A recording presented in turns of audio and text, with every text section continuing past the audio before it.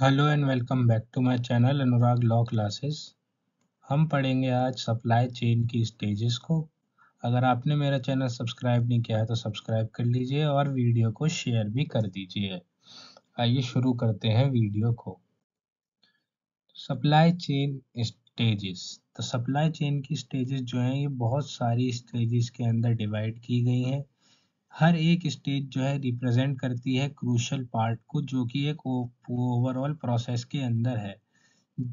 ये जो स्टेजेस हैं ये रॉ मटेरियल से लेके फिनिश्ड प्रोडक्ट्स तक जाती है। अब देखते हैं प्राइमरी स्टेजेस जो कि टिपिकल सप्लाई चेन के अंदर होती है। तो सबसे पहली आती है सप्लायर स्टेज। ये सबसे इनिशियल स्टेज होती है। इसमें हम रॉ मटेरियल्स को सोर्स करते हैं और कंपोनेंट्स को सोर्स करते हैं जो कि नेसेसरी होते हैं प्रोडक्शन के लिए। बिजनेसेस को आइडेंटिफाई करना चाहिए और इवेल्युएट करना चाहिए पोटेंशियल सप्लायर्स को, नेगोशिएट करने चाहिए कॉन्ट्रैक्ट्स को और एस्टेब्लिश करनी चाहिए रिलेशनशिप, ताकि इंश्योर कर सकें एक स्टेडी सप्लाई को और क्वालिटी मटेरियल्स को। अब नेक्स्ट स्टेज आती है मैन्युफैक्चरिंग स्टेज।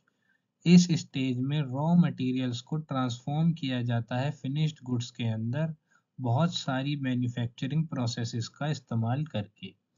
इसमें हम प्रोडक्शन प्लानिंग करते हैं, शेड्यूलिंग करते हैं, क्वालिटी को कंट्रोल करते हैं और प्रोडक्ट को असेंबल भी करते हैं।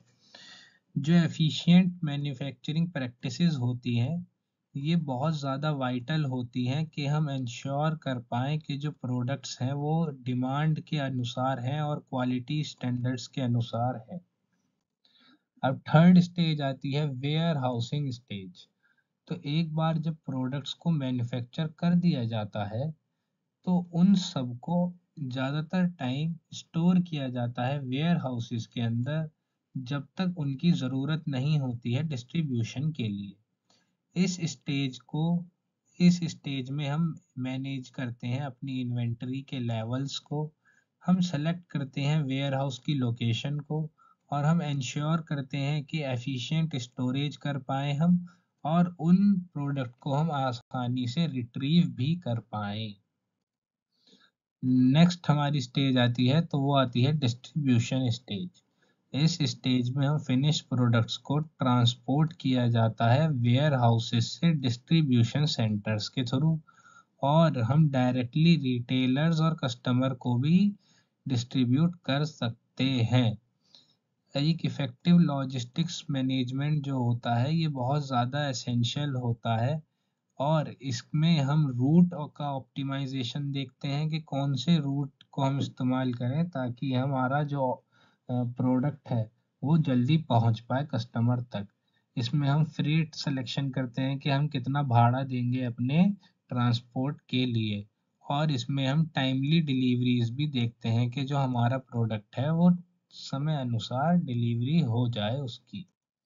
नेक्स्ट आता है रिटेल स्टेज।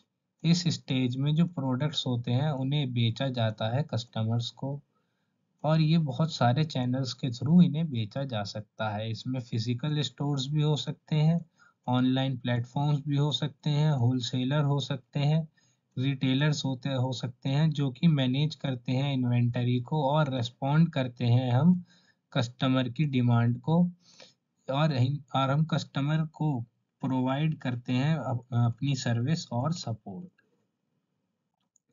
नेक्स्ट आता है कस्टमर स्टेज। तो ये फाइनल स्टेज होता है सप्लाई चेन का, जिससे कि हम डिलीवर करते हैं प्रोडक्ट्स को एंड कंज्यूमर्स तक। इस स्टेज में हम कस्टमर सर्विसेज आती हैं और ऑर्डर फुलफिलमेंट आता है, फीडबैक कलेक्शन आता है कि कस्टमर को कितना हमारा प्रोडक्ट पसंद आया या फिर क्या क्या प्रोडक्ट में कमी रही, जिसकी मदद से हम समझ सकते हैं कि कस्टमर की नीड्स क्या क्या है, कस्टमर किन प्रोडक्ट्स को ज़्यादा प्रेफरेंस देता है और ये बहुत ही ज़्यादा क्रूशल हो जाते हैं हमारी फ्यूचर सप्लाई चेन प्लानिंग के लिए। और अब हमारी लास्ट स्टेज आती है रिटर्न स्टेज या फिर रिवर्स लॉजिस्टिक्स। ये जो स्टेज होती है ये इस स्टेज में प्रोडक्ट्स को रिटर्न किया जाता है कस्टमर द्वारा मैन्युफैक्चरर्स को या फिर रिटेलर्स को। इसमें हम रिटर्न्स को हैंडल करते हैं, प्रोडक्ट में कोई खराबी है तो उसे रिपेयर करते हैं, प्रोडक्ट को हम रिसाइकिल करते हैं और डिस्पोजल भी करते हैं हम प्रोडक्ट का। एक इफेक्टिव रिवर्स लॉजिस्टिक्स जो होता है ये हेल्प करता है कि जो ब्रांड है अपनी वैल्यू को वो रिकवर कर सके और जो वेस्ट होता है उसे भी रिड्यूस कर सके। Thank you.